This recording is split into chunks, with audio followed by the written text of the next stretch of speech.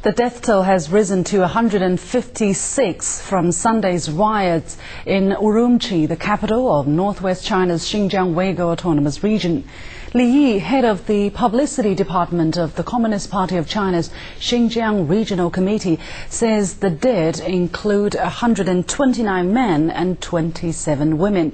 He added that 1,080 people were wounded. During the riot, businesses were damaged and hundreds of vehicles were burned. The regional government says the situation is now under control. The chairman of the Xinjiang regional government made a televised speech. The riot act of beating, smashing, looting and burning was masterminded abroad and carried out domestically. The regional government says initial investigations show the violence was masterminded by the separatist World Uyghur Congress led by Rebiya Kadeer. It says the World Uyghur Congress has recently been instigating unrest via the internet, calling on supporters to be braver and to do something big. The riot follows a violent incident between Xinjiang and local workers in a toy factory in Guangdong province on June the 26th.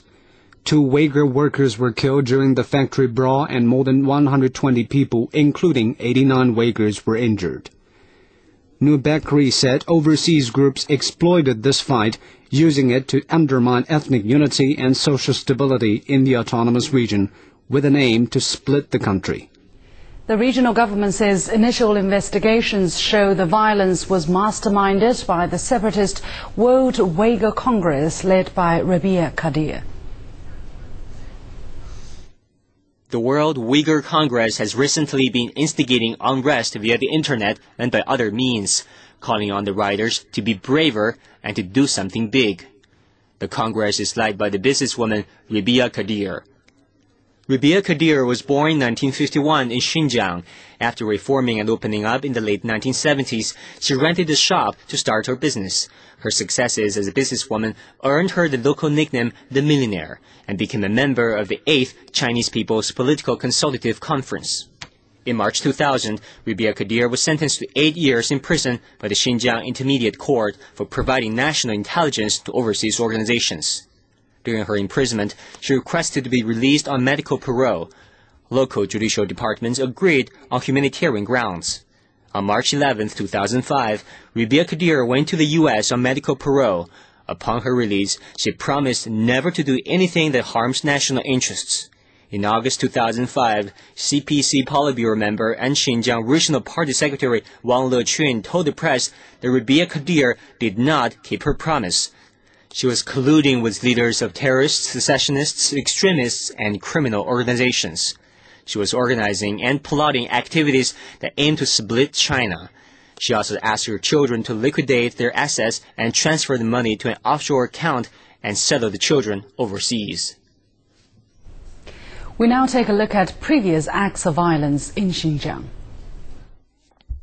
In January 2007, police destroyed a terrorist training camp in the Pamir Plateau, killing 18 terrorists and capturing 17. They also seized 22 hand grenades, more than 1,500 half-finished grenades, and homemade explosives. One officer was killed and another injured. Chinese police smashed a terrorist gun on January 27, 2008 in Urumqi, the regional capital, killing 2 and arresting 15 others. 5 police were injured when 3 homemade grenades were thrown at them. On March 7, 2008, a 19-year-old ethnic Uyghur woman attempted a terrorist attack on a China Southern Airlines flight from Urumqi to Beijing.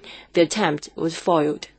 2 terrorists armed with guns, explosives, knives, and axes drove a heavy truck onto a team of more than 70 police in a regular morning exercise in Kashgar on August 4th last year. 17 people were killed and 15 injured in the attack 4 days before the Beijing Olympics.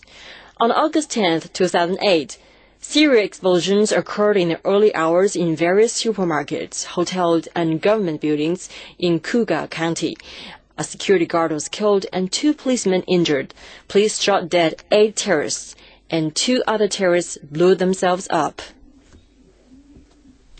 You're watching Worldwide Watch here on CCTV International, coming up after a break.